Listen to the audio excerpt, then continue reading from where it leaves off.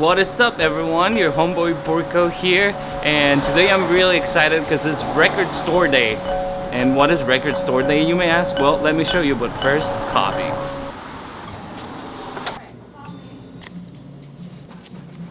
Sorry.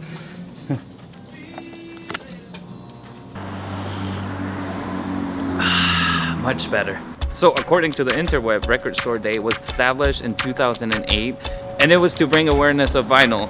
A lot of these record shops are independently owned, so the owners wanted to bring in more customers, and it's a really cool way to meet other audiophiles and other people who enjoy vinyl records as much as you do. And record labels caught up with it, so every Record Store Day they release rare vinyls, different colors, re-releases, stuff that was out of print, special boxes. Anyway, so we're here at Canandaigua Record Exchange, and there's already people waiting outside, so let's go and talk to them and see why they're here, what records are they most excited about, and why do they prefer vinyl over any other format. Let's go.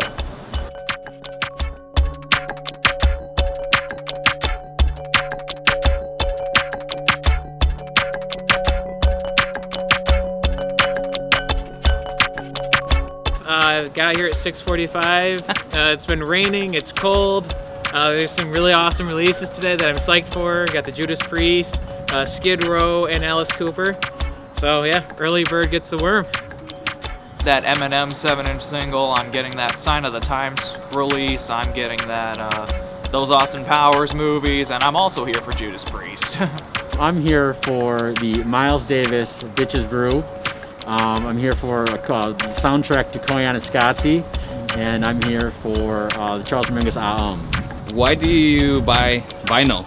Sound quality is the biggest reason. I also love collecting, getting the artwork on a 12-inch LP.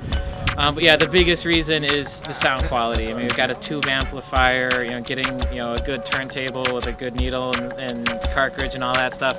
Just to achieve the higher fidelity sound is what makes vinyl fun for me. And I love collecting. It's great. It's a lot of fun.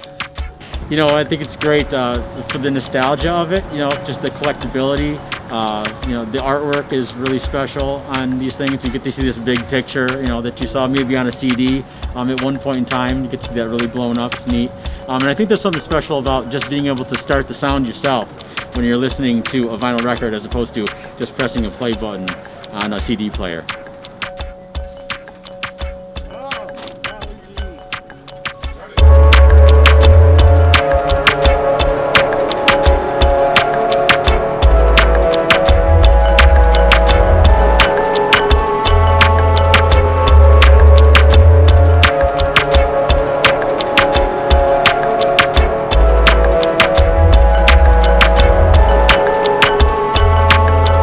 I got that Mingus, Charles Mingus, classic jazz.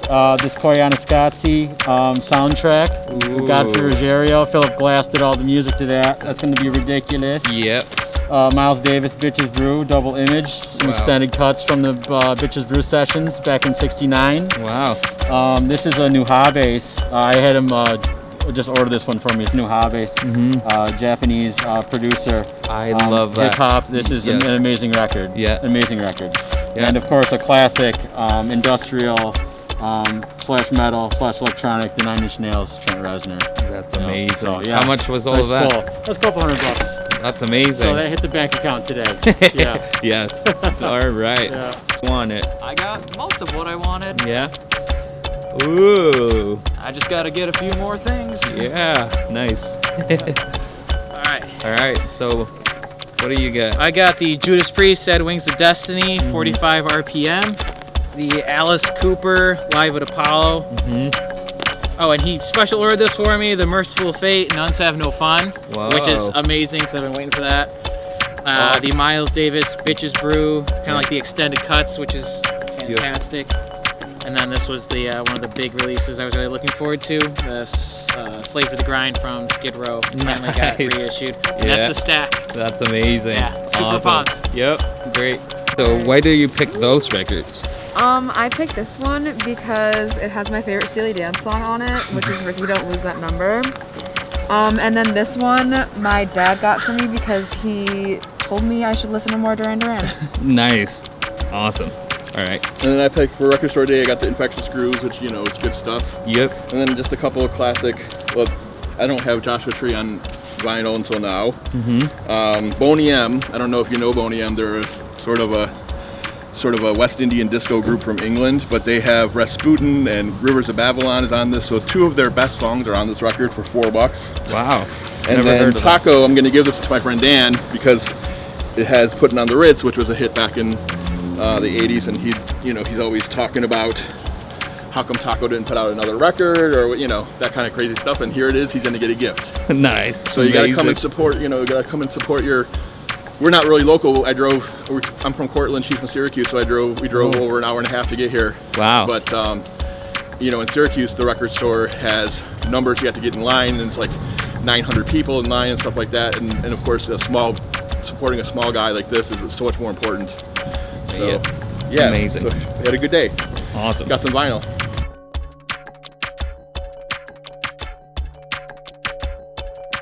So Fran, what do you get? Well, I'm glad you asked.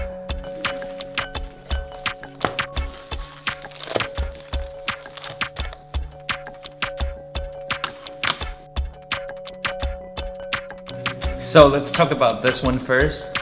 Biaba Doobie. I think I'm pronouncing it right, but let me know if you guys know her in the comments. By the way, I just looked it up and it's pronounced Biba Doobie. She's an artist based in the UK and I really like her. I didn't know about her till a couple nights ago.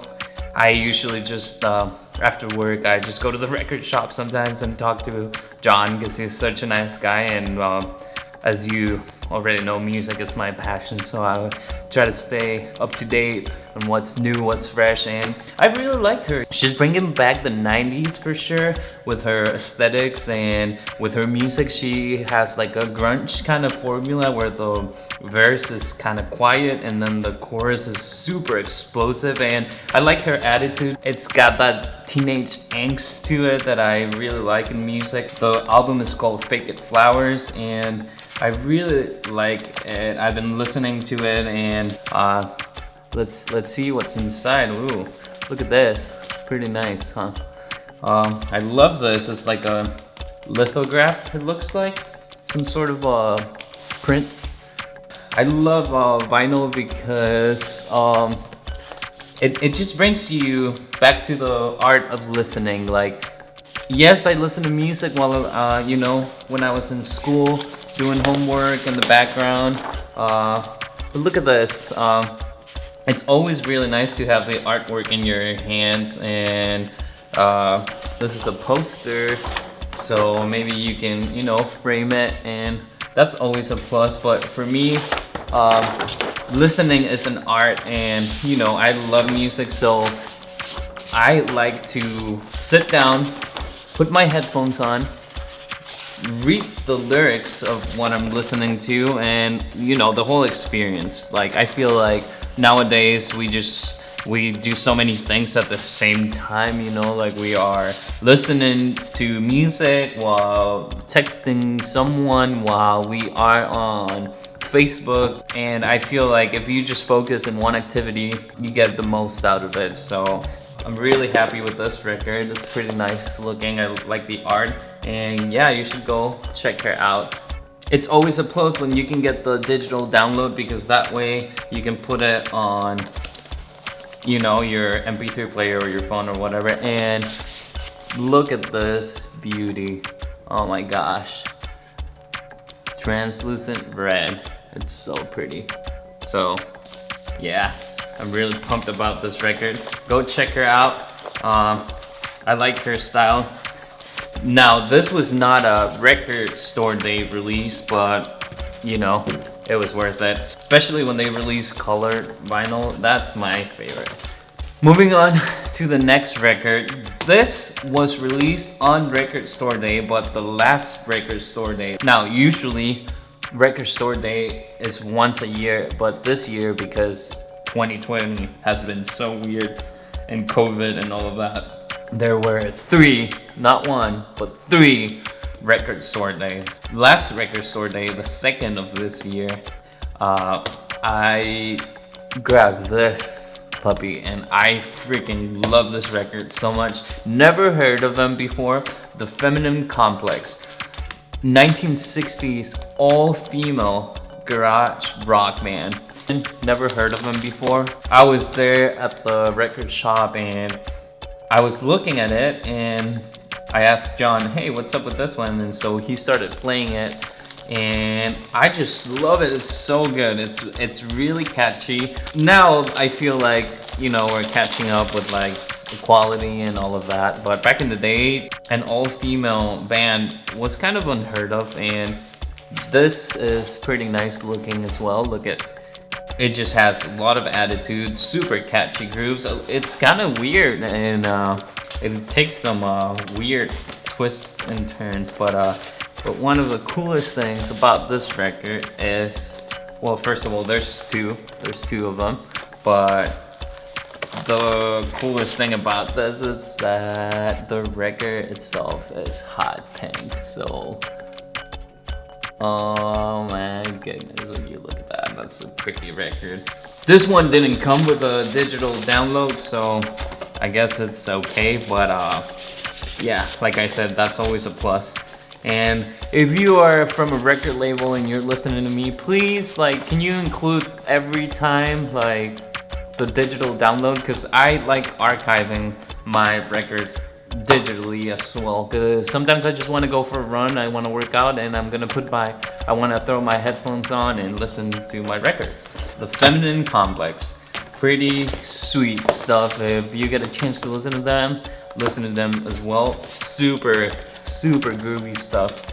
And the last one, this is not a record, this is a CD, but I got this because my wife loves Modest Mouse, and we actually share a lot of memories listening to this album. Super catchy indie record. I mean, if you don't know Modest Mouse, you've been living under a rock at this point, but you know, you get the idea. Pretty cool. And yeah. And by the way, I recently bought a drum set and I didn't have a place to play it, so John was kind enough to let me play at his record shop, and I actually made a video for it. So if you haven't seen it, I'll leave it in the description down below. So there you go, guys. Thank you so much for watching. I hope you enjoyed the record store day. It was so much fun. Let me know in the comments if you listen to vinyl and what kind of music you're into. What's your favorite format? This was your homeboy Burko, and off transmission.